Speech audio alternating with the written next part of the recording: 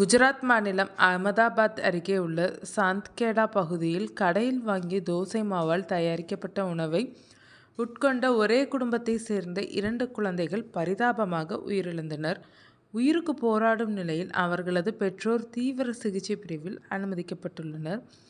அதாவது சாந்த்கேடா பகுதியைச் சேர்ந்த விமல் பிரஜாபதி, பாவனா தம்பதியினர் கடந்த ஏப்ரல் 1ஆம் தேதி இரவு அப்பகுதியில் உள்ள ஒரு பால் பண்ணையில் தயாராக விற்கப்படும் தோசை மாவை வாங்கியுள்ளனர்.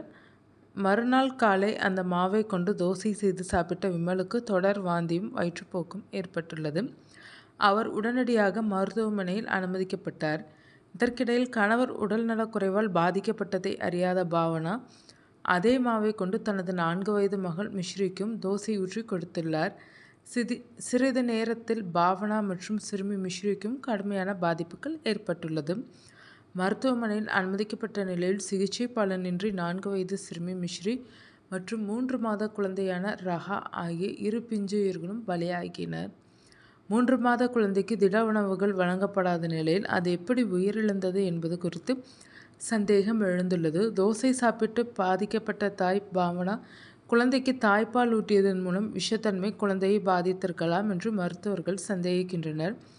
சம்பந்தப்பட்ட பால் பண்ணை உரிமையாளர் கேதன் பட்டேல் இந்த குற்றச்சாட்டுகளை மறுத்துள்ளார்.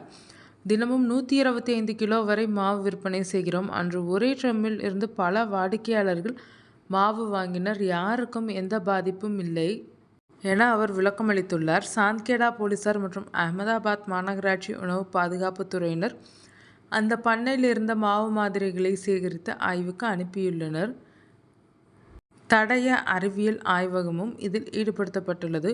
குழந்தைகளின் உடற்கூறாய்வு அறிக்கை வந்த பின்னரே இது உணவில் கலக்கப்பட்ட விஷமா அல்லது உணவுப் பொருட்கள் கெட்டுப்போனதால் ஏற்பட்ட பாதிப்பா என்பது தெரியவரும். மேலும் தற்போது உயிருக்கு போராடி வரும் விமல் மற்றும் பாவனா ஆகியோருக்கு தனியார் மருத்துவமனையில் தீவிர சிகிச்சை அளிக்கப்பட்டு வருகிறது.